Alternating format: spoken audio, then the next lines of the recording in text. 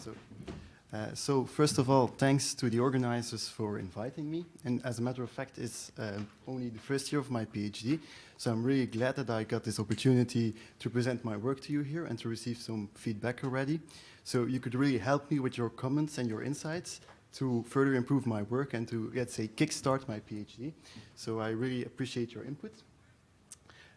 So I will start with saying something about our group, what we are doing, and the problems that we're facing, so that you really understand why we did what we did, or rather, why we're doing what we're doing, because this research is still very much in progress.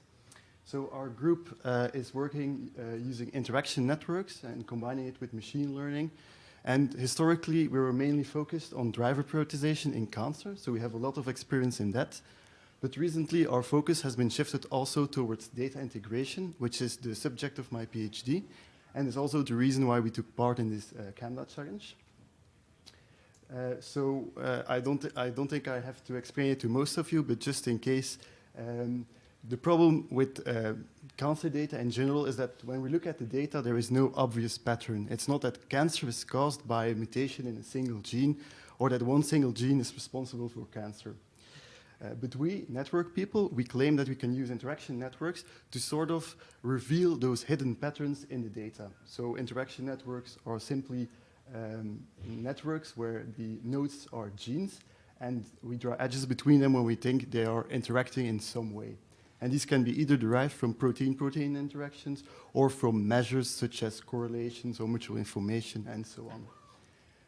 So what we are claiming is that although cancer is not consistent at the gene level, there is not a single gene responsible for cancer, we claim that there is a certain consistency at the pathway level. So cancer will always try to disrupt certain biological processes to achieve its hallmark characteristics. And then in this data set as an illustration, you can see there is always at least one gene, C, D, or E, that is mutated. The big question is then, if cancer is mutated is consistent at the pathway level, how can we find these genes from a data set that is given to us? And there exist many different techniques for this, but they're all based on the principle of random walks or diffusion. So I will give a very short illustration of this. So what we do is we, for instance, for patient 1, we map the genes on the interaction network, and we allow the influence of these mutations to spread over the network to the neighbors. So then gene B and gene D also become infected, if you will. And if we do this for a whole data set, we have transformed it in such a way that you really see that the pathway is nicely popping out of it. So that's mainly how we can identify these pathways. And then, of course, we do some gene set enrichment analysis to see if they really correspond to biological processes. We claim that working like this has a higher statistical power because we are trying to visualize larger structures. We are working on a pathway level rather than on a single gene level. However, well, if you're a critical thinker, then you might now ask, well, if you're saying that cancer is consistent at the pathway level, and if you're saying that these random walks are able to find those pathways, then why are we still here today? Wouldn't that mean cancer is sort of well understood and well studied? Well, the problem that we are facing, or at least one of the problems, is that the networks we start from are not perfect.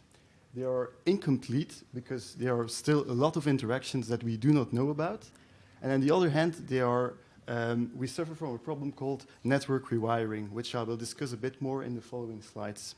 On the other hand, those same networks tend to be overcomplete in a sense, because they are typically tissue agnostic, so they're like a summary of all interactions across different tissues. While, for instance, if you're only studying liver cells, you only want those interactions that are relevant to liver. And on the other hand, this is also very important, there is something called a research bias. So interaction networks are complete for those processes and those genes that have been extensively studied. These are typically well understood and we know their interactions. However, those diffusion methods tend to favor well-connected genes, so that you risk of always finding back those genes that are already studied well. So this is really bad for the advance of science, of course. And one other thing that's bothering us is that these random walks do not really have a biological interpretation. It's like this stupid process where you just do some heat diffusion on a graph, but it has no real added biological value. But I think one of the following talks will also address this, so I really look forward to this. And we have also noted that sometimes we need to do some pruning. We needed to do some network selection. So that means actually throwing away some information, in fact. But this seemed to improve our results in previous studies. So and this is probably related to the over-completeness of these networks. So having too much interactions in your network is also not good for your results. And then a bit more about rewiring. So this is a result from my supervisor. So on the left, we have this certain gene. It has not yet been published, so I cannot disclose the name of the gene, unfortunately. But we see that the gene has, when it has a mutation, it is very much correlated with a set of other genes. And when this mutation is not present, then the correlation is not present at all. So this means, if we are thinking about this in network terms, that the interactions, so the association between these genes, only exist in a subgroup of patients. So cancer is really doing some rewiring. It is creating new interactions and destroying old interactions, so that in fact you would, if you take this to the extreme, you would need an interaction network for each individual patient, which is of course impossible to get and to obtain. What we're trying to say is that actually there is like these hidden relations in your data, where if you would know the condition that is, let's say, coupling these patients, then you could find a relation, but of course we do not know this in advance. And measures such as a correlation over the whole data set will never teach you that there are like these underlying regimes, these underlying relations present in your data. So to deal with this, we came up with a very, let's say, naive approach, an extremely simple approach as well, where we just binarize our expression data using Gaussian mixture models. So I know it looks a bit stupid, but I will try to convince you in my talk that it's actually worth the effort to do this because of the simple interpretation. So what we are saying is expression actually consists of a normal regime, in this case the blue Gaussian curve more or less you see here, and an aberrant regime, so a regime in which the gene expression is clearly disturbed.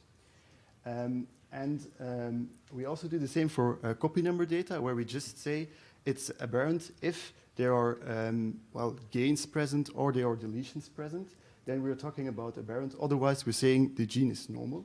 So from now on, we live in a really simple world where every gene is either showing normal behavior or is showing weird aberrant behavior. And then to navigate in this new world, we need new association measures. One of these measures is the p-value test, where we look if genes that are aberrant, so for two genes, if they are aberrant together more than you would expect by chance, more than you would expect by random. And on the other hand, we define this other measure, which is the estimated conditional probability. So it's the probability that if gene B is aberrant, what is the probability that gene A will be aberrant as well? These might look like two completely different association measures, but they are in fact quite similar, and they share that we need to count how many times those genes are co-occurring, so how many times genes are aberrant together. The claim that we're trying to make is that when we have those network methods and those old single gene frequentistic methods, this is actually bridging the gap between the two, because it's frequency-based, of course. You're counting co-occurrences of genes, well, rather than counting occurrences of a single gene. And the fact that you're working with pairs allows you to, let's say, link pairs together. So if you have a pair consisting of gene A and gene B, and a pair consisting of gene B and gene C, then you can start linking them together and build your own clusters. At least that was what we initially, well, sort of thought. We also did some tests on the both data sets, which have already been introduced, so I will not introduce them again. And we started on the MetaBrick study and then did some validation of certain results on the neuroblastoma dataset. Unfortunately, well, the neuroblastoma dataset does not have a lot of matched datasets, so not all of our results could be validated, because we really need quite a lot of samples, because we need to be able to count these co-occurrences of genes. So let's start with a very simple example for p-value testing on within the same data type, so only on copy number alteration. If you look at genes that are significantly co-occurring more than you would expect by chance, then you find genes that are just simply lying next to each other. And this is normal because there is this mechanism that makes sure that if I'm a gene and I have a copy number aberration, then the chances are very high that my neighbor has it too, because copy numbers tend to affect chromosomal regions. So these results are very, very easy to interpret. And they result in very high p-values that we observe for very low p-values that we observe for copy number alterations. If we compare it to what we obtain for expression, then we see that these p-values for copy number are indeed a lot lower in general, but we have to admit that the p-values for expression are also quite low. So there as well, there are probably mechanisms that are forcing these genes to co-occur, so to become aberrant together. If we then have a look at those genes, so I'm only given the top 5, then we see that there are like 3 classes. We have classes of genes that have this obvious association. They basically have the same name, so they are very much associated with each other. We have genes that have already been extensively studied in literature, such as the blue ones you see here. And then there is a set of other genes that have not really been reported in literature and that do not have, well, a very obvious relationship with each other. It's even so that if we look at the 10,000 most significant pairs, and we check whether they are present in biogrids, so that they represent interactions, then we see that only 1.4% of the genes we find correspond to real interactions. And you might then think, well, what is going on here? It might very well be that we've just discovered 9,860 new biological interactions just by binarizing your data and doing this p-value testing. But of course, in research, things are never as good as they seem to be at first glance.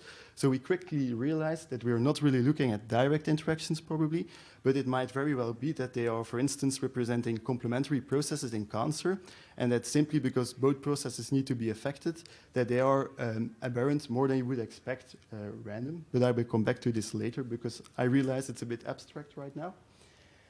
So this is a visual of what we are doing. So we have here the FOXA1 gene, which profile has been binarized, and here the MLPH gene, which profile has also been binarized. And we are mainly interested in these patients here, which have in which both genes are aberrant. So this is an interesting example because it's also been studied well in literature, and they already found that this gene that these 2 genes belong together in breast cancer, because you can see that they also have this nice positive correlation. So we just find the same pair, but through other means. However, the big difference is that, contrary to when you're using a correlation coefficient, you can now directly select the patients in which both are aberrant. So this allows for direct subgrouping. And then the first question, of course, is do these subgroups have any clinical relevance? So what we did is we first cut off at a certain significance level and retained only those very relevant pairs. And then we sorted them by a measure of choice. We choose for the average survival, so the average survival time. And if you do this, so if you calculate the average survival time for each of those pairs, so for the patients in red where both are aberrant, then you obtain this. So these are the 50 most relevant pairs. And what's very striking is that we obtain this network even though we never enforced it to be a network. But the reason that we obtain this is that, for instance, this MLPH gene is present in a lot of clinically relevant interactions. So the blue edges indicate those relevant interactions. So this was quite a surprise.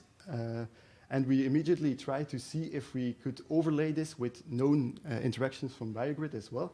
And we see that here as well, these blue lines tend not to represent direct physical interactions. What's also very strange is that if you do gene set enrichment on these clusters, then it turns out that there is not a single process that is like significantly enriched.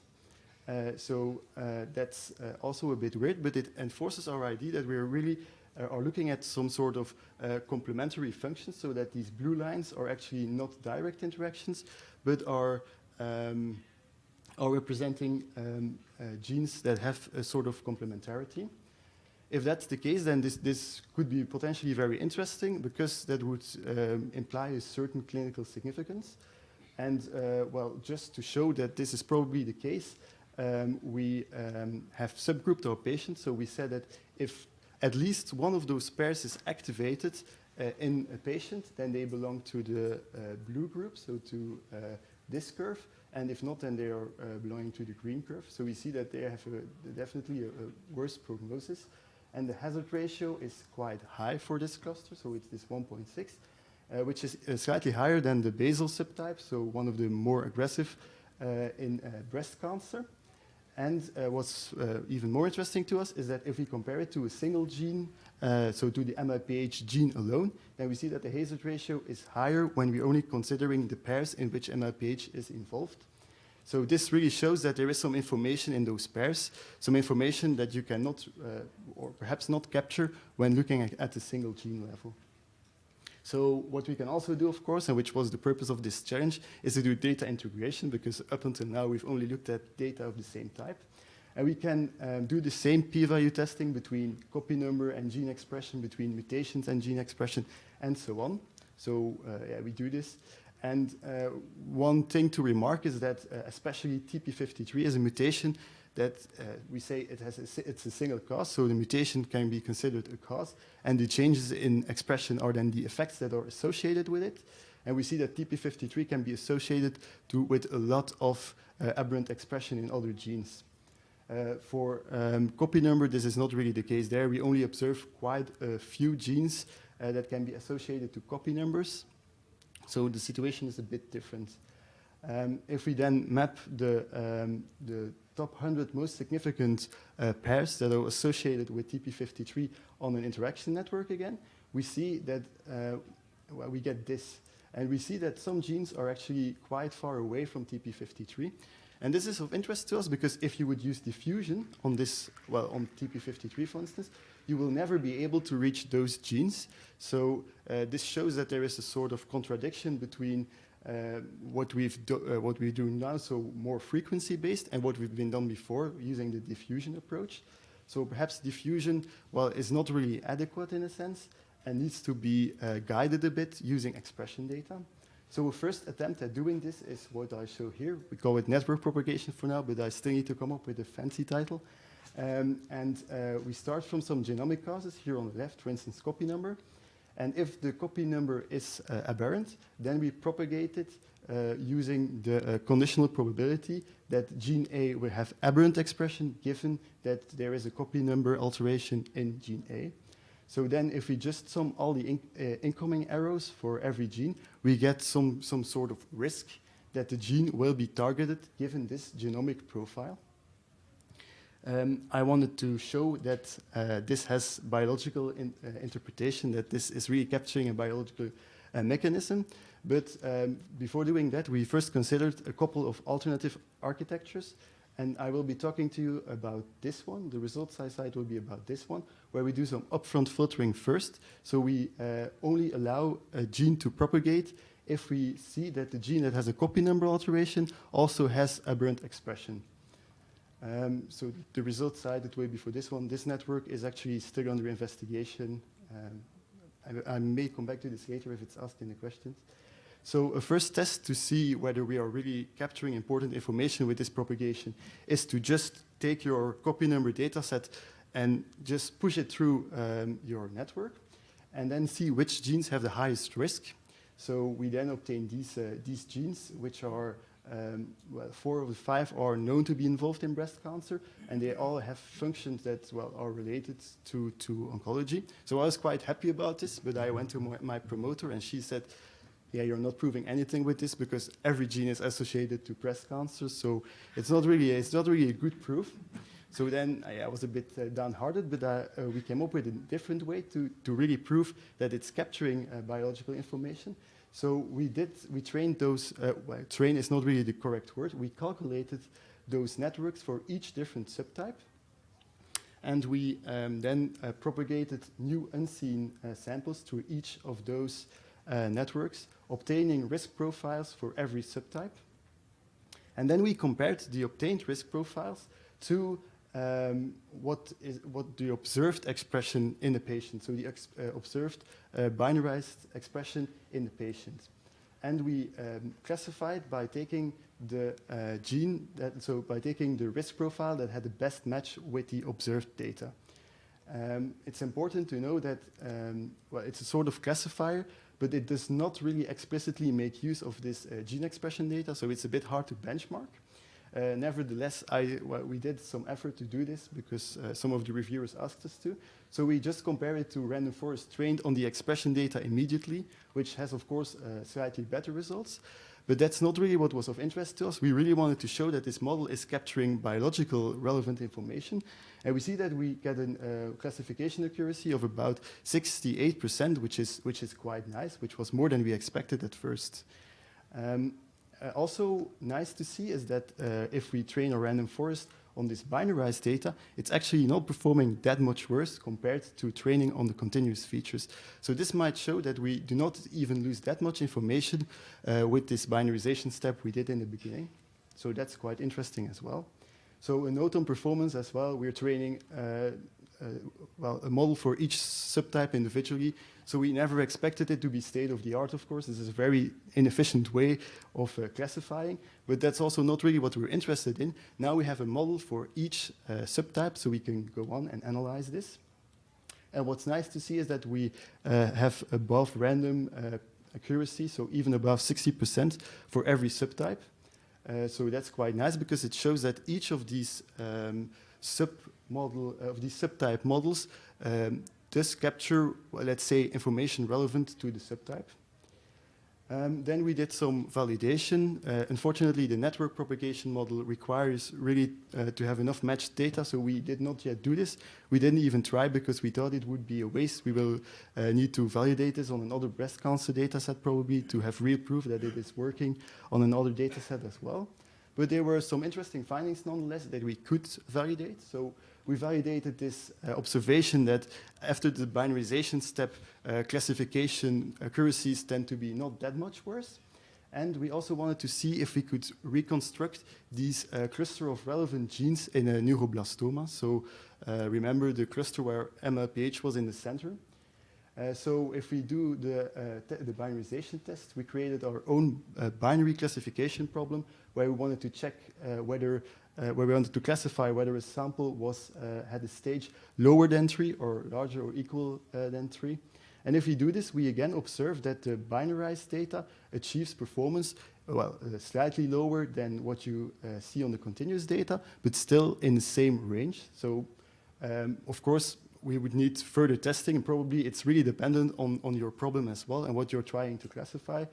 I also have the feeling that if you would use other classifiers, there might be a larger discrepancy, but still it shows that the binarization does not lead to a huge loss of information, at least for the problems we are considering.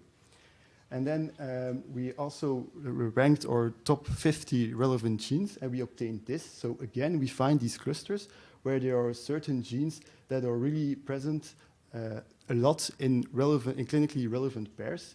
So this is also one of the findings that we were able to reproduce more or less in the neuroblastoma dataset. So that's quite nice. And then I will end with some closing remarks on the network model. So there's two components to this model, we think. The first one is that we can use it for subtype analysis, for instance, because we have these separate models for each of the subtypes. So you can start to analyze this, start to analyze the risk profiles that come out of these models and see what the real differences are between the subtypes. So it can be used to analyze your data in a sense. But we also think, but this is still under investigation, that we can have some clinical use for these models as well. To understand how we see this, recall that we're actually doing a transformation. We're propagating our copy number data through the network and obtaining a sort of risk profile. Well, if we could now show that this risk profile has better predicting properties compared to the original copy number data, then we have sort of come up with a data transformation that improves the information content of your variables. It sounds too good to be true, but still it's something we will check. Because, as you might know, copy number is quite easy to test. It's quite cheap as well. So if you can have these quite bad tests, I mean these quite cheap tests that do not have a lot of predictive power, if you could improve the value of this data, then you can improve the quality of existing tests in hospitals at a very cheap price. It's actually just a matrix multiplication that you're doing, so that would be really nice. And perhaps we don't have to be too ambitious and not even try to, let's say, immediately try to predict the right subtype, but just if we could already eliminate certain subtypes and then determine the final subtype using some further tests, then this would already be quite nice.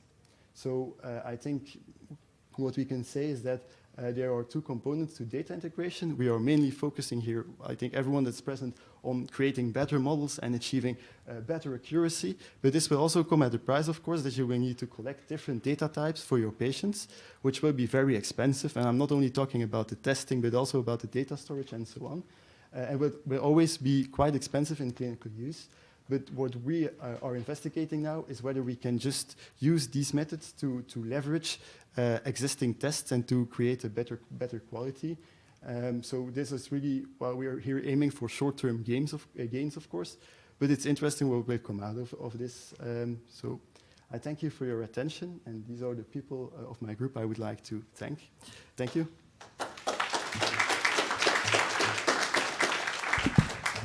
Thank you very much, Maarten. Very interesting.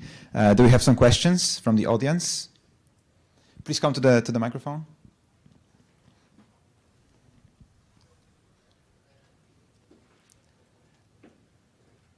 Hi, that was a great talk. I wanted to ask about, you have the statistical test for co-occurrence. Mm-hmm. Do you account at all for differences in aberration rates across patients, where if some patients have a lot of aberrations, it might appear like there's a lot of co-occurrence? No, we don't do that. We, sort of think it's, it would ruin your binarization you do beforehand, so you need to be a bit careful with that.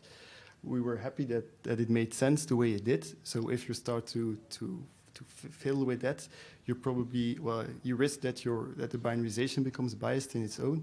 So yeah, you have to be a bit careful there. But indeed, it's a good remark that for certain patients, you will never find them simply because they tend to have very little of those aberrancies. So that's something we noted as well, yeah. Thank you.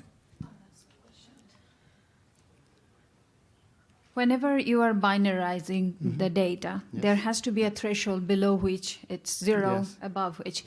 So the whole process, you should be varying those thresholds and see how robust things are with respect to those thresholds, right? Did you think about that? Not really, because how to say this? You would then, for instance, vary your thresholds and see how, let's say, further downstream your performance is. But we do not want to bias our outcomes of our final classifier, of course, by choosing an optimal threshold. So you need to be a bit careful there, that you're not making the mistake of choosing the optimal threshold in function of what you're seeing later on. But it's indeed, I think it's you're always making some mistakes there. You will always misclassify patients. But on the other hand, if you're working with your continuous data, I think that's what the result with the random forest is saying. You're also suffering from noise there. So it's a bit, I mean, you're making mistakes in both cases, I guess. That's a bit the thing. But it's true that it would be nice to do some sensitivity analysis or at least to show that this threshold is important. Yeah. Okay. Thank you. Thank you. Okay, I have another question regarding a threshold. So for the PERS, you choose a p-value of 10 to the minus 45, which seems very specific. It just, it's because you need to calculate those clinical features for all the gene pairs that you keep. So yeah, there's 16,000 times 60,000 genes or something. So if you would take your your value too low, then you just have to do this calculation a lot of times. So it was just for the sake of speed that we did this. Yeah. But then again, varying this threshold, do you think this could change the final results, so to say? Yes, well, it will probably change them a little bit. Although I think the most important point that we find those clusters will be the same. So I think this will not change at all. But the value, the quality of your subgrouping afterwards will of course be affected a little bit by this. But yeah, as I said, this subgrouping ID, I think it's very interesting. We just wanted to prove that those pairs have clinically important information, but it would be nice and interesting to think about a way to formalize the subgrouping and really try to use this information to subgroup patients, because now we only have one group, quite large group, but you could think of strategies to really go and find different groups of patients. Yeah. And also, so the Metabrick data set is exceptionally large, I would say, because we have 2,000 patients there that actually have matched data types. And you said that for neuroblastoma you have too few patients, actually. So what is, so to say, the lowest you can go so that your method still works? Well, let me clarify this. The reason why we have not enough data is because we need to take some data apart for testing, and we need to train a model for every subtype separately. So it's not like the 145 samples we have is not enough, because we have subtypes for which we also have that number of data, and there it seems to work. But the thing is, after splitting up your data set like this, you really are, let's say, stuck with 40 samples or maybe even less. And then all these approximations become, well, very noisy and so on. So I think it's a bit dangerous. We didn't even try it, because even if something came out that makes sense, we wouldn't be able to explain why it makes sense. That's why we didn't do it. So here, I think you could try with some TCGA data sets, because there, that's what we're going to some do. of them actually have a few hundreds of matched profiles. So so then that would be ideal. That's our next step indeed. Cool. Okay, thank you very much.